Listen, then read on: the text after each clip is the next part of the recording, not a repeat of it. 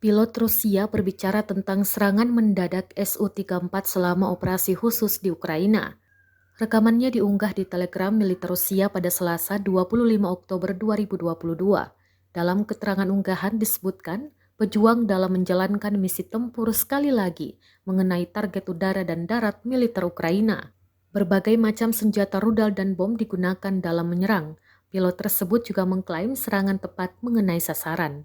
Diketahui pekan lalu juga beredar rekaman dramatis yang menunjukkan momen seorang pilot pesawat tempur Rusia Su-34 melontarkan diri dari pesawatnya hanya beberapa detik sebelum pesawat meledak dalam bola api besar.